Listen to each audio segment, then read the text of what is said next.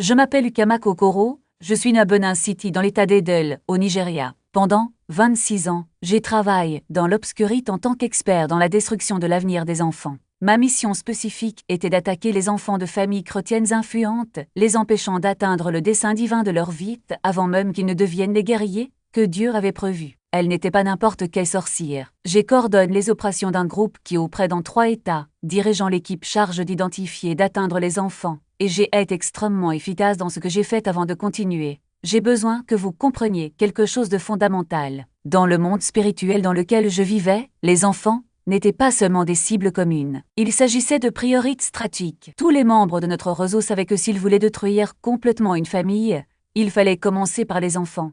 Si l'objectif était d'empêcher la croissance d'un ministre, l'attaque était dirigée contre les enfants du pasteur. Si l'intention était de déstabiliser un mariage, les enfants étaient la porte d'entrée. Cependant, certains parents chrétiens avaient adopté une pratique qui rendait notre travail impossible. Une stratégie qui neutralise tout plan maléfique contre ses enfants. Aujourd'hui, je vais vous révéler exactement quelle était cette approche de la prière qui rendait certaines familles intouchables. Peu importe combien nous avons essayé. Peu importe le nombre de rituels que nous avons effectués, peu importe les efforts que nous avons déployés, rien ne fonctionne. Je vais être franc sur ce qui se passe dans le monde spirituel concernant vos enfants. Lorsqu'un enfant naît dans une famille chrétienne, il devient une cible immédiate. Il existe des esprits conçus exclusivement pour identifier les enfants ayant des vocations particulières.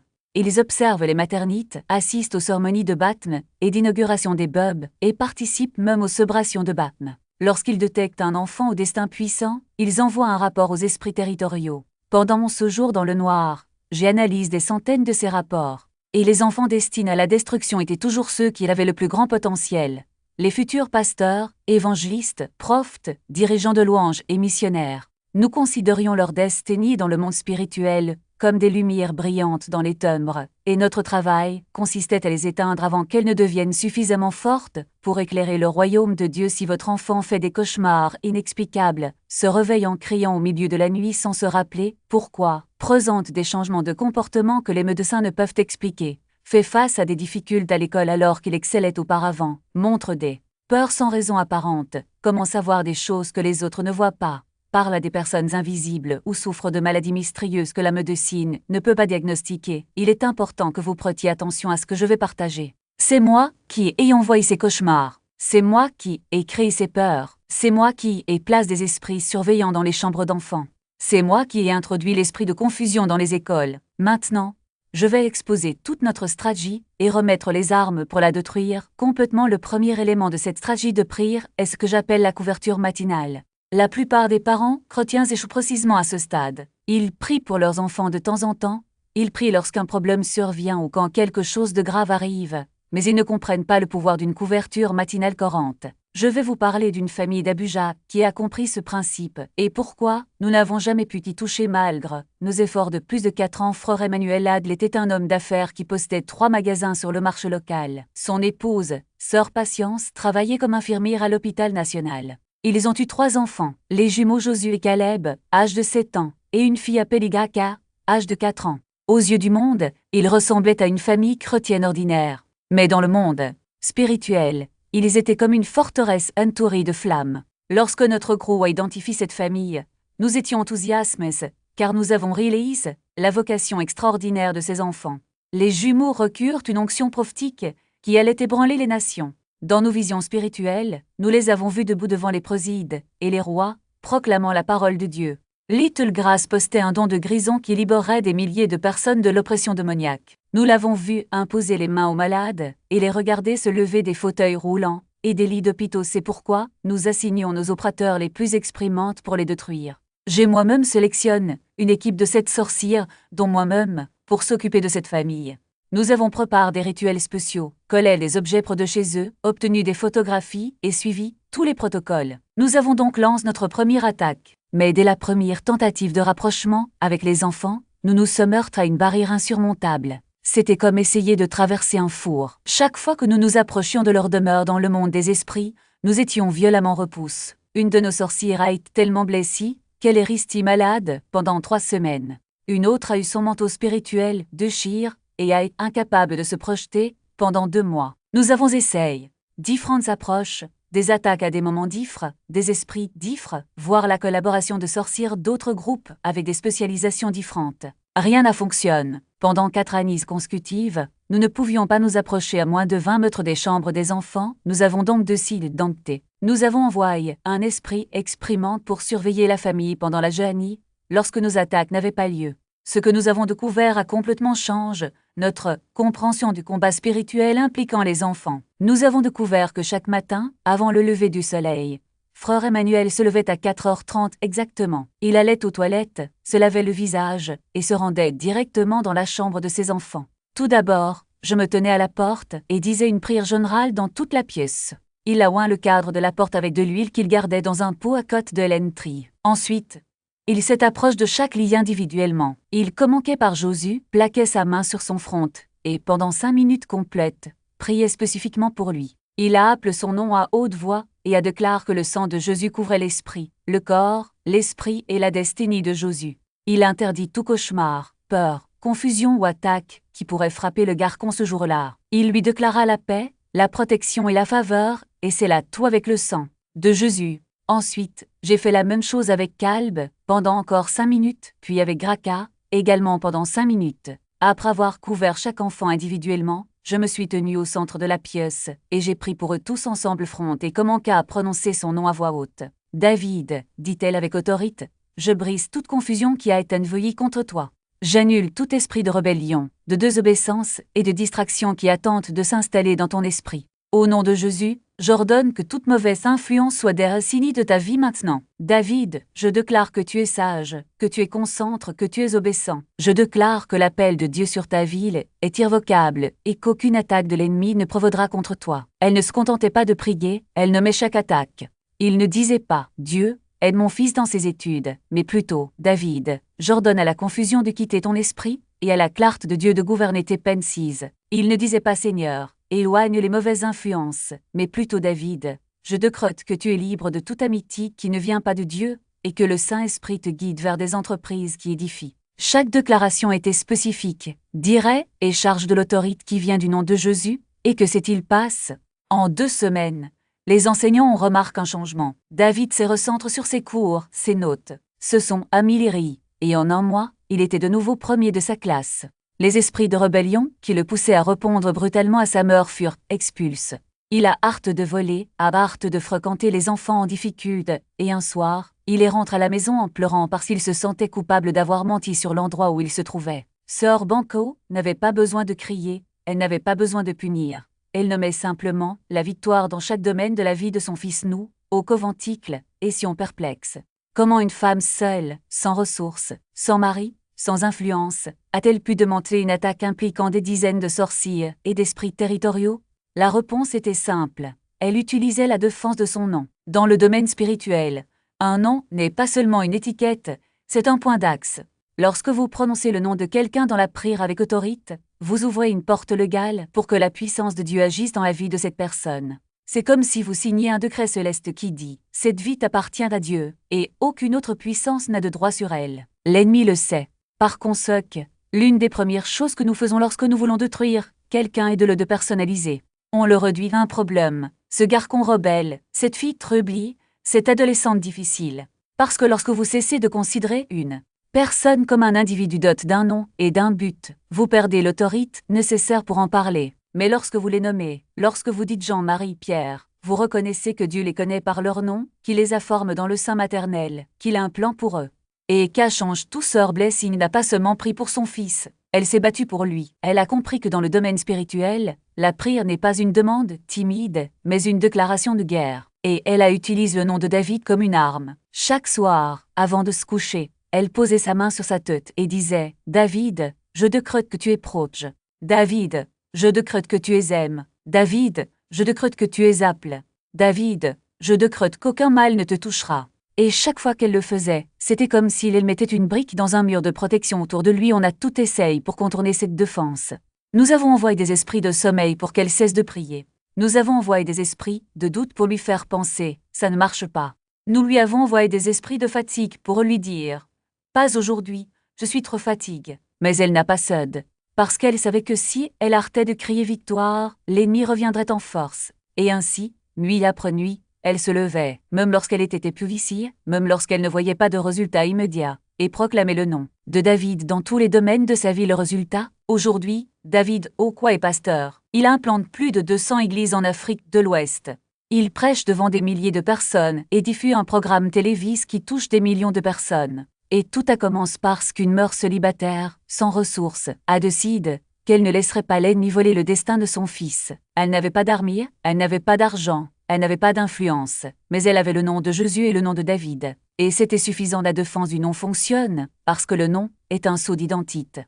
Lorsque vous déclarez le nom de quelqu'un dans la prière, vous rappelez au ciel et à l'enfer qui est réellement cette personne. Vous dites, ce n'est pas seulement un enfant qui a des problèmes, c'est un enfant de Dieu, avec un but, avec un appel, avec une autorité. Et lorsque vous faites cela systématiquement, l'ennemi n'a aucun moyen de subvenir à ses besoins.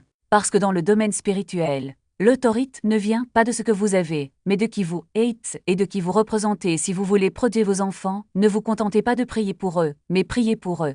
Ne vous contentez pas de dire Dieu, bénis mes enfants. Dites, Jean, je décrète que tu es béni. Marie, je décrète que tu es proche. Pierre, je décrète que tu es apte. Nommez chaque domaine de leur vie. Nommez chaque attaque. Nommez chaque victoire. Parce que lorsque vous faites cela, vous ne faites pas que prier, vous prenez le territoire. Et l'ennemi n'a aucune défense contre quelqu'un qui connaît le pouvoir du nom construisant un nouveau temple, et tout semblait se dérouler selon le dessein de Dieu. Mais ensuite, quelque chose a changé. La fille Annie, Esther, âge de 14 ans, a commencé à afficher des comportements qu'aucune d'elles ne pouvait expliquer. Elle se réveillait au milieu de la nuit en criant, les yeux grands ouverts, comme si elle voyait quelque chose que ses parents ne pouvaient pas voir. Pendant la journée, elle devenait apathique, refusait d'aller à l'école, et murmurait parfois des phrases de cousu, comme si elle répondait à des voix qu'elle seule entendait. Les médecins n'ont rien trouvé d'anormal. Examen neurologique et psychologique. Tout est normal. Mais les parents savaient que ce n'était pas naturel. C'est alors qu'une sœur de l'église, qui avait vécu quelque chose de similaire avec son fils, les a prévenus. Frère, ce n'est pas une maladie. C'est une attaque spirituelle. Et car arrive la nuit. Elle parle de ce qu'elle appelle le bouclier de la garde de nuit, une stratégie de prière qu'elle avait apprise lors d'un séminaire de combat spirituel. Il faut s'occuper de la maison et des enfants entre minuit et 3 heures du matin, a-t-elle expliqué. C'est à ce moment-là que l'ennemi opère avec plus de force. Le pasteur Godluc et son époux ont décidé d'agir. Cette même nuit, ils prirent à tour de rôle, commençant exactement à minuit. Ils ne se sont pas contents de prier, ils ont déclaré « Nous couvrons cette maison du sang de Jésus. Nous brisons toute projection spirituelle qui tente d'entrer ici. Nous annulons tout esprit de peur, de confusion et de terreur qui a été envoyé contre Esther.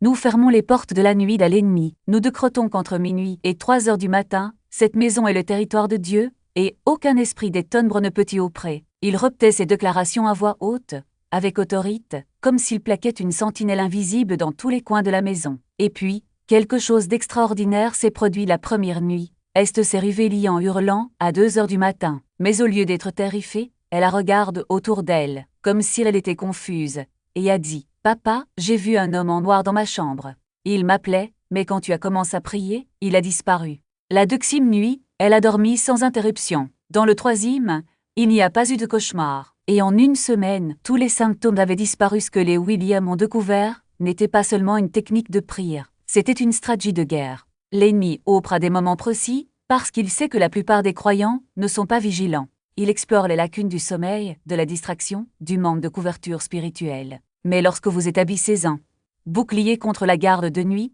vous fermez les portes qu'il utilise pour entrer. Et voici le secret. Il ne s'agit pas seulement de prier la nuit. Il s'agit de s'approprier le temps. L'ennemi ne peut pas opérer là où vous avez déjà déclaré votre autorité. Si vous couvrez les heures critiques, de minuit à 3 heures du matin, par des prières, des jeûnes et des déclarations, vous dites au royaume des ténèbres, ce temps appartient à Dieu. Ce territoire est occupé. Mais comment faire cela en pratique? Tout d'abord, vous devez identifier l'heure. Si vos enfants font des cauchemars, se réveillent effrayés ou se comportent étrangement, surveillez l'heure. Écrivez-le. Souvent, c'est toujours pareil. 2 heures du matin, 3h30. Deuxièmement, ne priez pas une seule fois. Établir un schisme. Si possible, à tour de rôle avec votre conjoint. Si vous êtes seul, réglez une alarme. Troisièmement, ne priez pas de manière générique. Nommez l'attaque. S'il s'agit de peur, déclarez « Je brise l'esprit de peur qui tente d'entrer dans cette maison. J'annule toute projection de terreur contre mes enfants. Je décrète qu'en ce moment le sang de Jésus recouvre cette famille. » Et surtout, N'abandonnez pas. L'ennemi mettra à l'épreuve votre cohérence.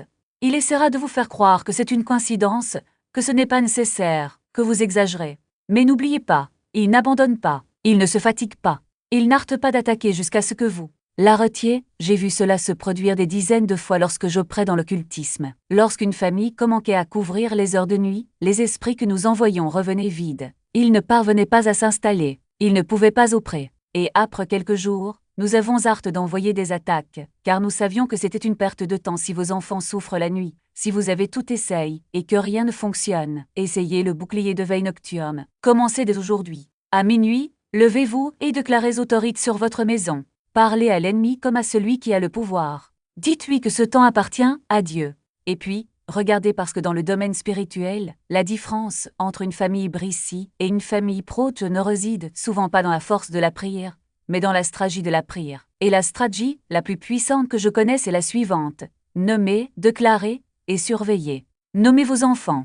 Déclarez la parole sur eux. Et surveillez les moments où l'ennemi attaque le plus parce qu'en fin de compte, la guerre n'est pas contre la chair et le sang. C'est contre les principautés, les puissances et les forces spirituelles du mal. Et la seule façon de le surmonter est de combattre avec les bonnes armes. Les armes que Dieu nous a déjà données est devenu le tuteur de 5 enfants en un clin d'œil. Le chagrin était profond, mais la peur était encore plus grande. Elle savait que sans leurs parents, ses enfants deviendraient des cibles faciles pour les forces spirituelles qui hantent les plus vulnérables. Et elle n'avait pas tort. Au cours de la première semaine, le plus jeune, âge de 4 ans à peine, a commencé à se réveiller en hurlant au milieu de la nuit. Il a dit avoir vu des hommes de l'ombre au pied du lit. Eleni, 12 ans, a commencé à refuser d'aller seule aux toilettes, affirmant que quelqu'un la regardait dans le miroir. Les 3 autres ont développé des cauchemars récurrents, des insomnies et même des régressions. L'un d'eux a recommencé à faire pipi au lit après des anis sans problème. Mama confidence à tout essaye. Prière avant de se coucher, huile, d'onction dans les chambres, musique d'adoration diffusée à faible volume la nuit. Rien ne fonctionne. Jusqu'à ce que, lors d'une réunion de prière à l'église, une sœur Aïni lui tende un morceau de papier avec un verset griffonne. Sur tes murs, ô Jérusalem, j'ai place des gardes. Ils ne se tairont jamais de jour comme de nuit les 62. Si c'était comme si une ampoule s'était éteinte dans son esprit. Elle a compris qu'il ne suffisait pas de prier une fois et d'attendre que Dieu fasse le reste. Vous deviez regarder, pas seulement avec vos yeux, mais avec votre voix. C'est alors qu'elle met en œuvre ce qu'elle appelle le sceau de déclaration. Chaque soir, avant de se coucher, Mama Confidence faisait 3 choses. 1. Nommer chaque enfant. À 2. Manière générique. Maison de taille. Seigneur à propos de David, 4 ans, qui a peur du noir. D'Est, 12 ans, qui tremble en voyant son propre reflet. De Samuel, qui pleure sans raison. Elle ne laisse aucune place aux généralisations. L'ennemi opère dans le spécifique.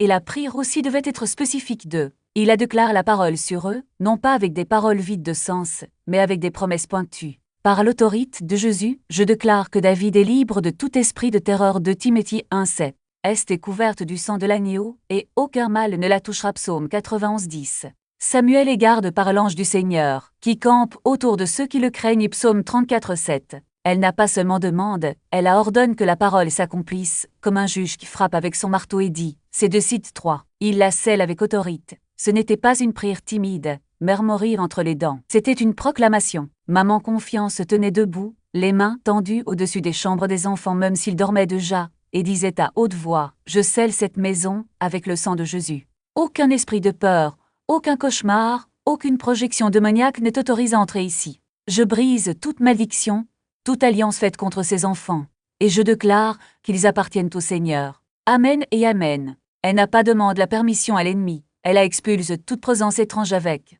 l'autorité de quelqu'un qui sait que la bataille est déjà gagnée sur la croix. Les résultats ont été rapides. La première nuit, David a dormi sans se réveiller. Lundi, Est est entré seul dans la salle de bain pour la première fois depuis des semaines. En une semaine, les cauchemars avaient diminué de moitié. En un mois, les enfants dormaient paisiblement, sans cris, sans ombre, sans peur. Mais ce qui s'est réellement passe dans le monde spirituel est encore plus révélateur. Lorsque les esprits de projection ont essayé d'entrer dans cette maison, ils ont rencontré une barrière à laquelle ils ne s'attendaient pas. Une femme âge, à genoux sur le sol du salon, la Bible ouverte, et la voix ferme, déclarant la victoire du Christ. Ils essayèrent de s'approcher des chambres, mais chaque porte était scellée avec la parole de Dieu. Ils ont essayé de chuchoter des mensonges aux oreilles des enfants, mais les déclarations de Mama Confidence ont étouffé leur voix. Ils ont essayé d'envoyer des images de terreur, Mais les promesses proclamées ont créé un bouclier que les enfants ne pouvaient pas voir. Ils ressentaient seulement la paix. Le chef du clan qui avait attaqué cette famille était furieux. Comment une femme de 63 ans, sans études théologiques, sans pouvoirs spéciaux, peut-elle nous vaincre? Il la demande. La réponse était simple. Elle ne combattait pas avec ses propres forces. Elle utilisait les armes que Dieu lui avait déjà données, nommées, déclarées et scellées. Et l'ennemi n'avait aucune défense contre cela. Voici la vérité que le diable ne veut pas que vous sachiez. La prière n'est pas une demande, c'est un commandement. Lorsque vous déclarez la parole de Dieu sur vos enfants, vous ne demandez pas de protection, vous activez un décret céleste. Et lorsque vous scellez cette déclaration avec autorité, vous fermez les portes par lesquelles l'ennemi pourrait entrer. Maman confidence ne sait pas artelar. Elle a appris aux enfants à faire de même. Avant de s'endormir, chacun repetait à haute voix « J'appartiens à Jésus. Aucune peur ne peut m'atteindre. Je suis en sécurité au nom de Jésus. » Et savez-vous ce qui se passe? Les enfants n'ont pas seulement cessé de faire des cauchemars, ils ont également cessé d'être des cibles. L'ennemi les abandonna parce que le coup de leur attaque devenait trop élève. Si vous avez des enfants, des petits-enfants, des neveux ou tout autre enfant dont vous avez la garde, vous devez comprendre ceci. Le diable ne joue pas au travail. Il n'attendra pas qu'ils grandissent pour commencer à les attaquer. Il ciblera les plus jeunes, les plus fragiles, ceux qui ne savent toujours pas se défendre. Mais vous avez le choix. Vous pouvez être juste un spectateur, priant de temps en temps et attendant que Dieu fasse tout. Ou vous pouvez être un gardien, quelqu'un qui nomme, déclare, et scelle la protection de Dieu sur eux chaque jour. La stratégie est simple, mais nécessite de la cohérence. Cela ne sert à rien de le faire une fois et de l'oublier. L'ennemi est persistant, et vous devez l'être aussi. Chaque soir, avant de vous coucher, arrêtez-vous 5 minutes. Nommez chaque enfant, déclarez la parole sur eux, décèle avec autorité, et surveillez les heures où l'attaque est la plus forte parce qu'en fin de compte, le combat spirituel n'est pas une question de force, c'est une question de stratégie. Et la meilleure stratégie qui soit est celle que Dieu nous a déjà donnée. Dire ce qu'il a déjà dit. Lorsque vous déclarez la parole, vous n'inventez rien. Vous êtes d'accord avec ce que Dieu a déjà décrété. Et quand vous êtes d'accord avec Dieu, l'ennemi ne peut pas gagner. Alors ce soir, avant d'aller vous coucher, faites ceci. Allez dans la chambre de vos enfants. Placez votre main sur leur lit. Et dites à haute voix, je déclare que le nom de l'enfant est libre de toute peur, de toute oppression, de tout cauchemar. Je scelle cette maison avec le sang de Jésus. Aucun mauvais esprit n'est autorisé à toucher cet enfant. Elle appartient à Dieu, et il la garde. Amen. Et puis, montre, parce que la prière sans surveillance est comme une alarme qui sonne une fois, puis s'éteint. Ne cédez pas. Ne laissez pas l'ennemi trouver une porte ouverte. Soyez comme maman confiance. Soyez comme le pasteur Williams. Soyez comme les gardes de Jérusalem. Veillez, déclarez, et ne restez pas silencieux parce que vos enfants ne se battent pas seuls. Ils ont un peur qui a déjà gagné la guerre, mais il a besoin que vous teniez l'épée de la parole, et que vous disiez, pas ici, pas dans cette maison, pas chez cet enfant. Et lorsque vous faites cela, l'ennemi n'a d'autre choix que de battre en retrait combine. Il ne s'agit pas de stratégie et ils se lisent, mais de couches d'une même armure. Chacun renforce l'autre, crée une insiste de défense que l'ennemi ne peut pas briser. C'est comme une forteresse aux murs multiples. Si une brèche est ouverte à un endroit, les autres résistent encore. Si vous couvrez vos enfants uniquement le matin, mais laissez la nuit sans protection, l'ennemi trouvera un moyen. Si vous déclarez la parole mais ne surveillez pas les moments critiques, vos paroles perdront de leur force. Si vous observez mais ne nommez pas les attaques spécifiques, votre prière sera trop générale pour être efficace. Ces 4 pratiques forment un cycle qui ne peut être rompu. La couverture matinale prépare le terrain, la défense nominative dirige le bouclier, la veille de nuit ferme les portes et la déclaration scelle tout avec autorité. Ensemble, ils créent un environnement dans lequel l'ennemi ne peut pas s'établir. Il peut même essayer, mais il rencontrera des résistances sur tous les fronts. Et surtout, ce système ne dépend pas que de vous. Il implique ses enfants dans le processus. Lorsqu'ils reptent les déclarations, lorsqu'ils comprennent l'importance de la veille, lorsqu'ils reconnaissent le pouvoir du nom de Dieu sur leur vie, ils deviennent partie prenante, active de leur propre protection. Rappelez-vous, le diable ne craint pas vos larmes, mais tremble devant votre voix annonçant la parole. Il n'est pas intimide par vos sentiments, mais il recule lorsque vous prenez autorité au nom de Jésus. Et cette autorité n'est pas un don réservé à quelques-uns, c'est le droit de chaque enfant de Dieu. Lorsque vous dites pas ici, vous ne parlez pas seulement pour vous-même, mais vous invoquez le pouvoir de celui qui a dit « J'ai vaincu le monde ». Lorsque vous déclarez « Rien ne touchera mes enfants », ce n'est pas un vague espoir, mais un commandement basé sur la promesse qu'aucune arme fourmille contre eux ne prospérera. Mais il y a un détail crucial, la cohérence. Cela ne sert à rien d'être ferve pendant une semaine puis de se détendre. L'ennemi est patient. Il attend le moment où vous baissez votre garde pour attaquer. Ces pratiques ne constituent donc pas un rituel occasionnel, mais un mode de vie. Mama Confidence ne s'est pas arrêtée lorsqu'elle a vu les résultats. Elle n'a pas ralenti lorsque ses petits-enfants ont commencé à prospérer. Elle maintenait la discipline parce qu'elle savait que le combat spirituel n'avait pas de vacances. Et c'est cette persévérance qui a transformé 5 enfants orphelins et traumatise en adultes victorieux maintenant. Pensez à vos enfants. Peut-être qu'ils n'ont pas perdu leurs parents, mais ils sont confrontés à d'autres combats. Le harcèlement, l'anxiété, les tentations, les influences négatives. Peut-être avez-vous déjà essayé de prier pour eux, mais vous avez l'impression que cela ne suffit pas. La différence entre une prière générique et une défense tragique réside dans ces 4 éléments. Lorsque vous les appliquez, vous ne demandez pas seulement de la protection, vous construisez un mur autour d'eux, brique par brique, mot par mot, jour après jour. Et si vous doutez encore de la puissance de cela, rappelez-vous, le même Dieu qui approche ses 5 petits-enfants à sa peau est le même qui prend soin de ses enfants. La même parole que Mama Confidence a déclarée est la même parole que vous tenez entre vos mains. La même autorité qui a refoulé l'ennemi dans cette maison est à votre disposition aujourd'hui. La question n'est pas de savoir si Dieu peut protéger ses enfants. Il a déjà prouvé qu'il le pouvait. La question est de savoir si vous prendrez votre place de tuteur et direz, avec la même conviction, « Pas ici, pas dans cette maison, pas chez cet enfant. » Et la miséricorde t'accompagnera tous les jours de ta vie. Je déclare que vous demeurez en présence du Seigneur et que vous bénéficierez éternellement de ses bénédictions. Ces déclarations ne sont pas que de jolis mots. Ce sont des pistes tranchantes dans le domaine spirituel. Lorsque vous les prononcez avec foi, vous activez la protection divine sur vos enfants comme un bouclier impénétrable. Chaque phrase est un décret qui résonne dans les cieux et fait trembler les forces des ténèbres. Mais n'oubliez pas, l'efficacité ne réside pas seulement dans ce que vous dites, mais aussi dans la conviction avec laquelle vous le dites. Ce n'est pas un rituel vide de sens, c'est une bataille spirituelle menée avec l'autorité du nom de Jésus maintenant. Je veux que vous compreniez quelque chose de crucial. Cette stratégie n'est pas une amulette magique qui fonctionne seule. Cela nécessite un alignement avec la volonté de Dieu. Cela signifie que pendant que vous couvrez vos enfants dans la prière, vous devez également leur apprendre à marcher dans la droiture. La protection spirituelle et l'obéissance vont de pair. Si vos enfants se livrent à des pratiques qui ouvrent les portes à l'ennemi, comme le mensonge, la rébellion, l'implication dans l'occulte ou même la consommation de contenu spirituel négatif, même la prière la plus puissante aura des lacunes. L'autorité que vous exercez en tant que parent est renforcée lorsque vos enfants choisissent également de vivre sous la couverture de Dieu. Autre point important, ne négligez pas la protection physique. Dieu agit également par des moyens naturels. Apprenez à vos enfants à être prudents, à ne pas parler aux étrangers, à éviter les endroits dangereux. La sagesse humaine et la protection divine ne sont pas opposées.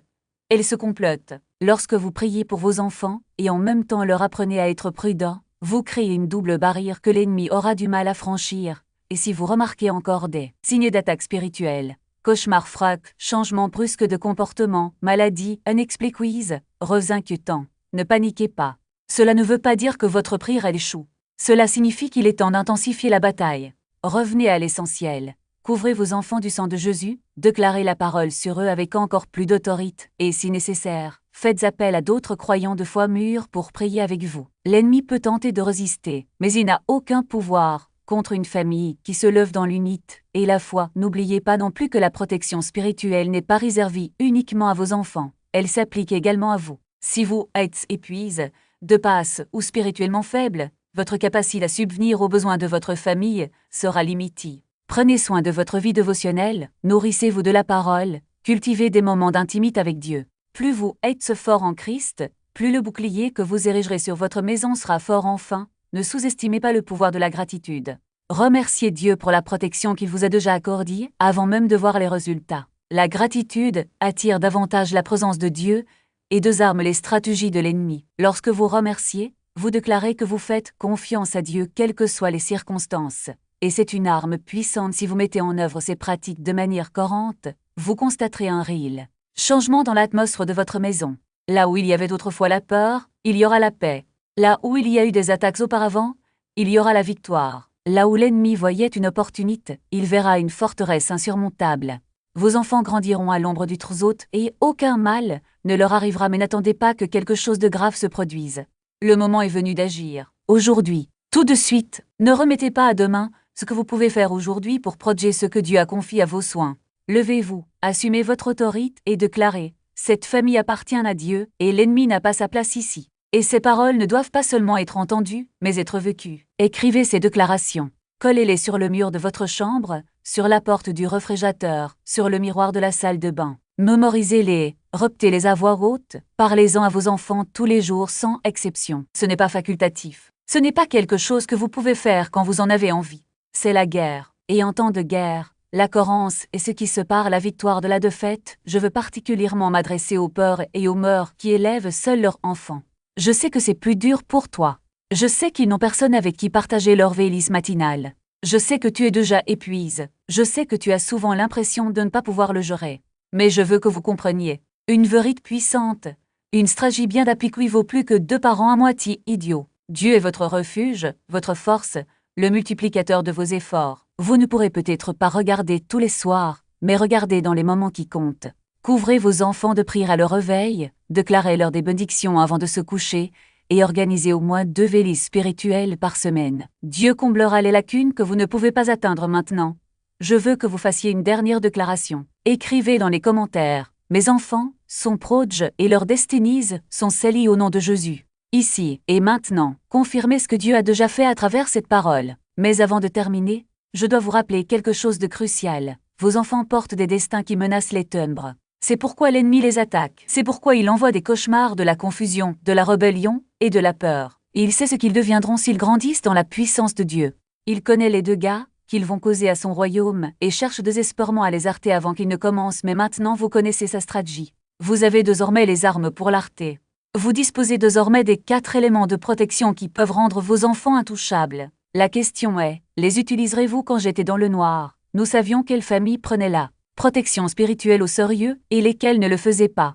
Les familles qui étaient incohérentes, qui priaient parfois mais pas toujours, qui trouvaient des excuses pour sauter leur discipline spirituelle, sont celles où nous avons pu avancer. Mais les familles qui appliquaient ces stratégies au quotidien, sans exception, quelles que soient les circonstances, sont celles que nous avons appris à éviter. Faites de votre famille une famille que l'ennemi évite. Rendez vos enfants intouchables, cela vous coûtera du sommeil. Cela coûtera en commodite. Cela nécessitera de la discipline et de la cohérence, comme vous n'en avez peut-être jamais fait auparavant.